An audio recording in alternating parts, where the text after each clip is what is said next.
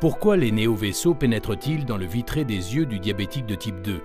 Pourquoi les glomérules de ses reins se détériorent-ils? Pourquoi ses jambes sont-elles menacées d'amputation? Pourquoi son espérance de vie est-elle réduite en moyenne de 10 ans? On connaît mieux aujourd'hui les mécanismes qui sous-tendent les complications aussi diverses, micro- et macrovasculaires, du diabète de type 2. Physiologiquement, l'élévation de la glycémie stimule la sécrétion d'insuline par les cellules bêta du pancréas.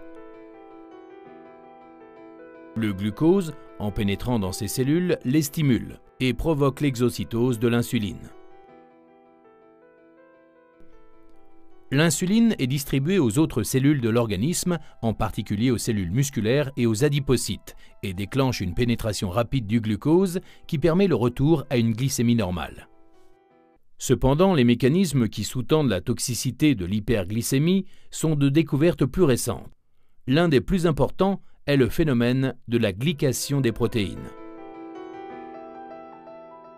Le glucose circulant, ou qui a pénétré dans les parois vasculaires, finit par se lier au groupement amine des protéines. Après une série d'étapes, se constituent de manière irréversible des produits terminaux de la glycation avancée, désignés selon leur acronyme anglais sous le nom de AGE. Si l'hémoglobine glyquée est devenue un marqueur de l'imprégnation glucidique, la glycation des protéines est le plus souvent délétère.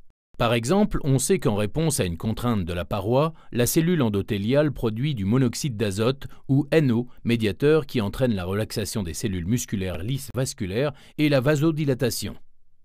Or, l'enzyme responsable de la production de NO, lorsqu'elle est glyquée, peut ne plus remplir sa fonction, empêchant la vasodilatation. Un autre effet délétère des AGE provient de leur tendance à s'agréger en créant des ponts. Ainsi en est-il des fibres de collagène glyquées de la paroi vasculaire, qui s'épaissit, perd de son élasticité, piège des particules LDL, qui peuvent elles-mêmes être glyquées, accélérant ainsi l'athérosclérose. Mais les protéines glyquées ont encore une autre manière d'être délétères. Parmi ces effets pro-inflammatoires, l'expression par les cellules endothéliales de molécules d'adhérence qui favorisent la pénétration de l'endothélium par les monocytes, facteur clé de la constitution d'une plaque d'athérome.